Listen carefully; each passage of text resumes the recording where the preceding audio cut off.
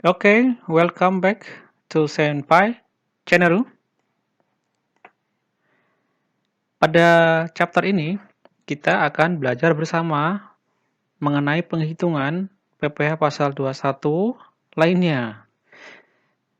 Kenapa lainnya? Karena saya sulit untuk menyebutkannya. Lainnya itu apa? Yaitu jasa atau produksi, tantim, gratifikasi yang diterima oleh mantan pegawai. Kemudian yang kedua, honorarium yang diterima oleh komisaris, namun komisaris tersebut bukan pegawai tetap. Ya, bukan pegawai tetap. Kalau komisaris itu merangkap pegawai tetap bagaimana? Yaitu penghitungannya sesuai dengan pegawai tetap pada chapter atau pertemuan sebelumnya. Kemudian yang ketiga, PP pasal 21 atas penarikan dana pensiun oleh peserta pensiun yang masih berstatus sebagai pegawai. Jadi kalau di sektor eh, pemerintahan ya itu nggak ada ya.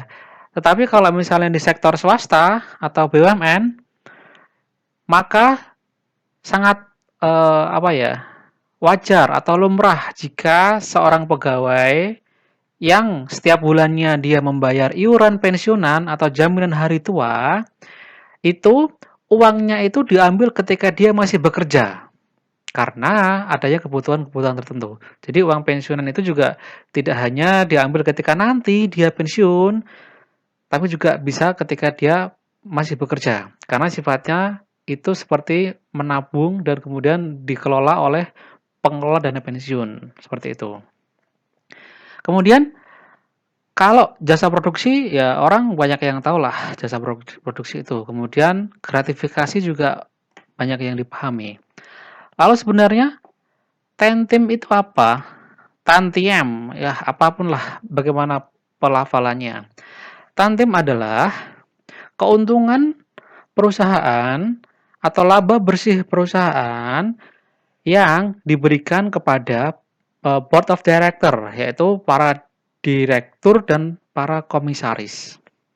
Jadi ketika tahun katakanlah sudah berakhir, misalnya tahun 2019 Januari sampai Desember sudah berakhir dan kemudian ada laporan keuangannya dan di laporan keuangan itu ada income statement dan di sana ada laba bersihnya. Maka sekian persen dari laba bersih itu diberikan kepada para direktur dan pada para komisaris. Nah, itulah yang disebut sebagai tantim dan bentuknya biasanya juga uang. Ya. Kalau misalnya laba perusahaan itu diberikan kepada pemegang saham, ya, itu namanya dividen. Kalau dividen kenanya lain ya, dia final ya kalau dividennya untuk PHOP ya. Kalau untuk PPh badan yang menerima dividen berarti ya PPh pasal 23 yang akan dibahas di pertemuan-pertemuan berikutnya. Jadi paham ya mengenai tantim ini? Kita lanjutkan pembahasan kita.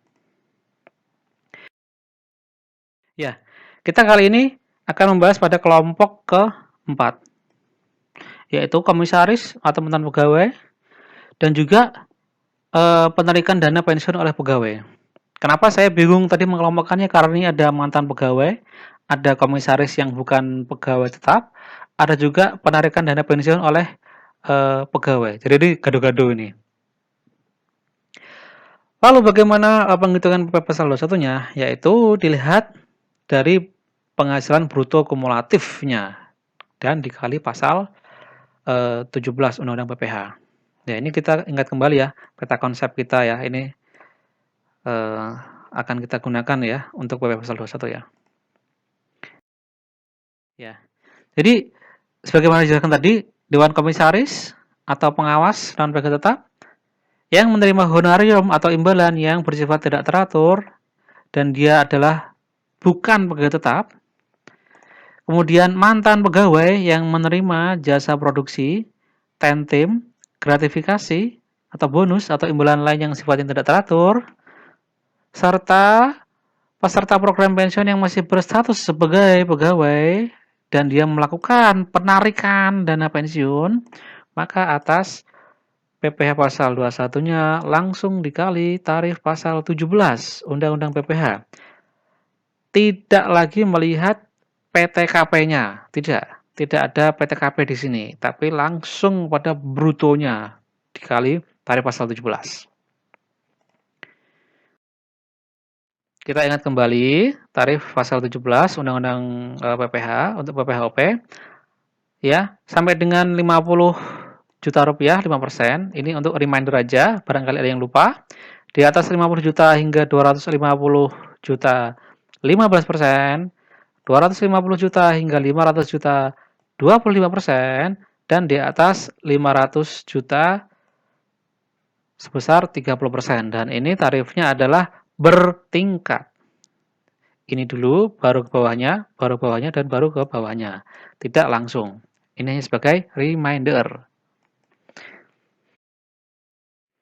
Kita langsung kepada contohnya, supaya bisa lebih dipahami lagi. Sunasib, bukan Sunajib ini ya, Sunasib menikah dan memiliki 3 orang anak. Adalah komisaris di PT Bersamamu dan bukan merupakan pegawai tetap. Pada bulan Maret 2016, Sunasib mendapatkan honorarium dari perusahaan sebesar 75 juta rupiah. Wah, gede juga nih. Hitunglah PPh pasal 21 atas penghasilan yang diterima oleh Sunasib. Ya. Lihat lagi. Tadi adalah bahwasanya untuk honorarium komisaris yang dia bukan pegawai tetap, maka jumlah brutonya langsung dikali tarif pasal 17 Undang-Undang PPH. Jumlah brutonya sebesar 75 juta rupiah. Kemudian langsung dikali nih. Nah, kan tadi kan bertahap ya. Jadi 5% dikali dulu 50 juta sama dengan 2,5 juta. Sisanya berarti kan 75 juta dikurangi 50 juta, itu adalah 25 juta, baru dikali dengan 15%. Sehingga menjadi 3.750.000. Kemudian ditambahkan 2,5 juta ditambah 3.750.000 adalah 6.250.000 rupiah.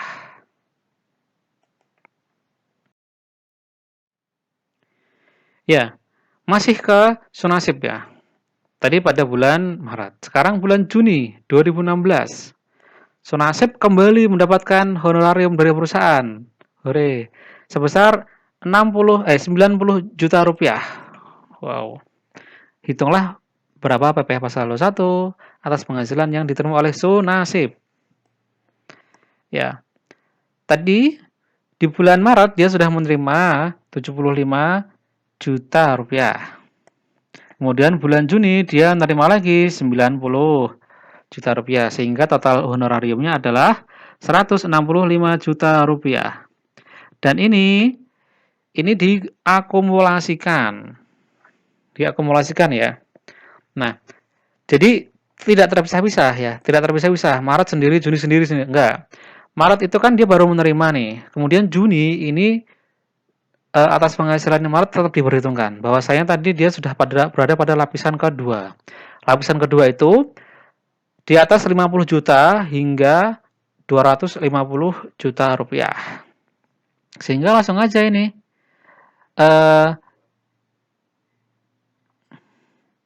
sisanya berarti langsung 90 juta itu dia langsung diterima 90 juta ya. Langsung dikali tarif lapisan kedua, 15% kali 90 juta rupiah.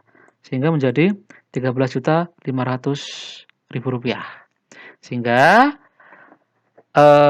PPh-nya Sunasib ini adalah 13.500.000 rupiah untuk yang diterima bulan Juni saja. Nah, ini berarti diakumulasikan ya, oke?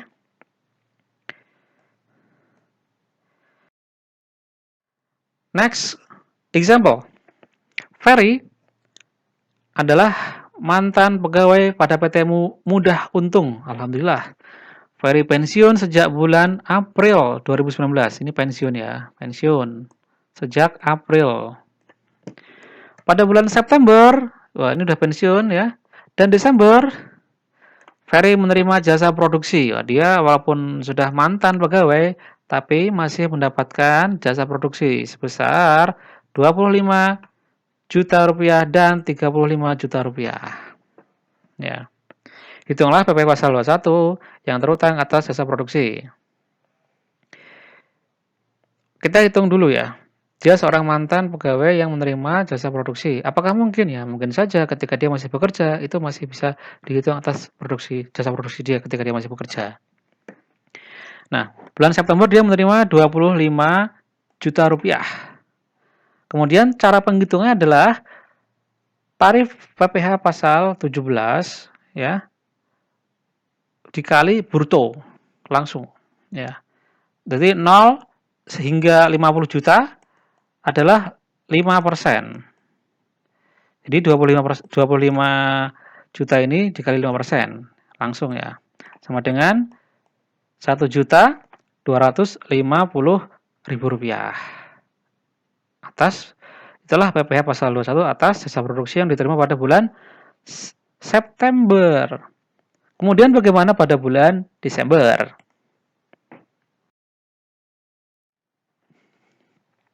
Pada bulan Desember ini tetap ya, diakumulasikan dulu. Diakumulasikan dulu. Desember dia menerima 35 juta rupiah. Sedangkan pada bulan September tadi dia menerima 25 juta rupiah. Totalnya adalah 60 juta rupiah. Ingat, ini ada pada lapisan kedua, yaitu di atas 50 juta hingga 250 juta. Nah, ini tadi kan 25 jutanya kan ini ya. 25 juta yang pertama ini kan sudah dikali ya. Sudah dihitung ya tadi ya. Dikali 5% ya. Kemudian 25 juta kedua ini dikali 5% lagi. 1.250.000. Ya, dari sini ya. Ini iya ke sini ya. Oke. Dan sisanya ya 35 juta dikurangi 25 juta ini 35 juta dikurangi 25 juta sama dengan 10 juta ini sisanya dikali lapisan kedua yaitu 15%. Sehingga totalnya adalah 1.500.000. 15% dikali 10 juta, 1.500.000.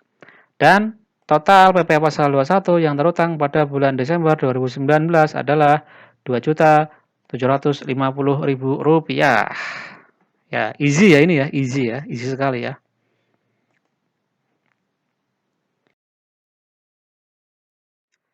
Third example, penarikan dana pensiun oleh pegawai.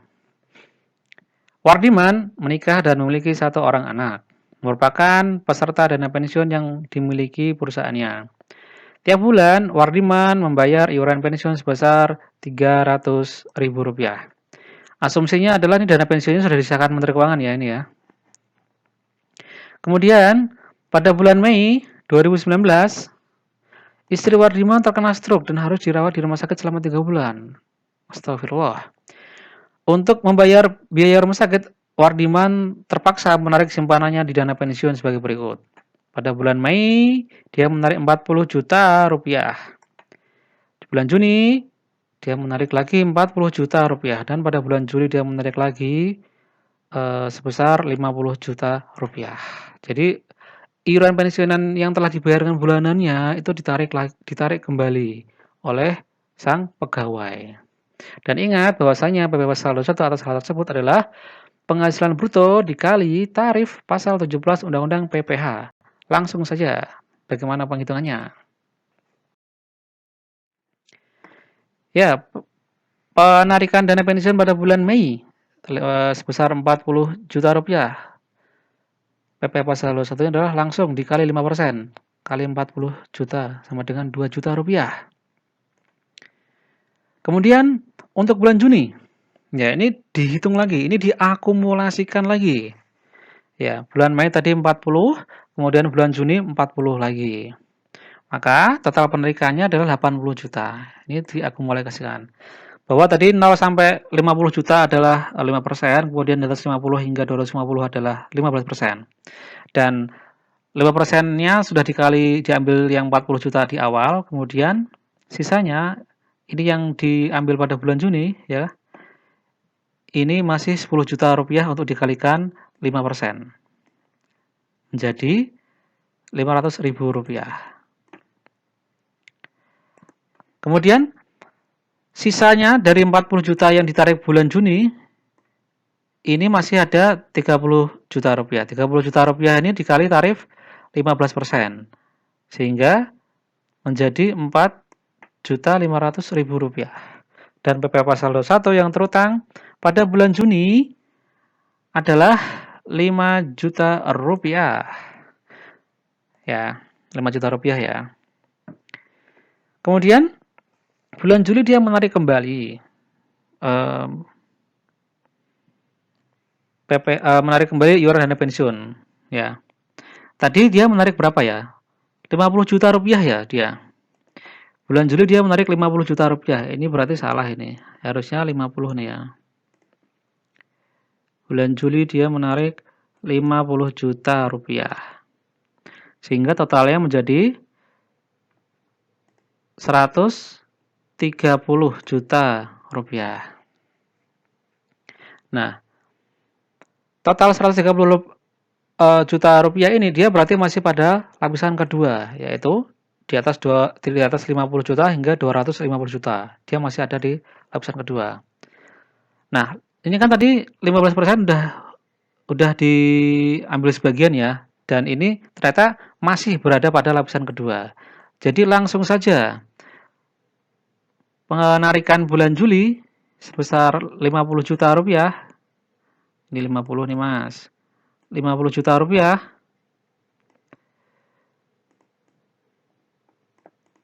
dikali 15% sama dengan 7.500.000 rupiah ya. Sehingga pada bulan Juli dia dipotong PPh pasal 21 sebesar 7.500.000 rupiah. Kemudian bagaimana take home pay-nya ya? Take home pay atau uang yang dibawa oleh wardiman, yang diambil oleh wardiman yang dibawa pulang, take home pay. Yaitu 40 juta pada bulan Mei ini dikurangi 2 juta dulu. Jadinya dia hanya membawa pulang 38 juta rupiah pada bulan Mei. Kemudian pada bulan Juni, ini bulan Juni ya, 40 dikurangi PPh pasal 21-nya sehingga dia hanya bisa membawa 35 juta rupiah. Dan bulan Juli dia menarik sebesar 50 juta rupiah ya. Adapun pajaknya atau PPh pasal 21-nya adalah 7.500.000, maka dia hanya membawa pulang sebesar 40.250.000 rupiah. Oke, demikian penjelasan mengenai gratifikasi TNTIM jasa produksi yang diterima oleh mantan pegawai dan juga komisaris yang bukan pegawai, serta penarikan dana pensiun oleh pegawai. Demikian yang bisa kami jelaskan, semoga bisa bermanfaat. Dan jangan lupa untuk subscribe, like channel, comment, and share untuk perkembangan channel ini. Bye-bye.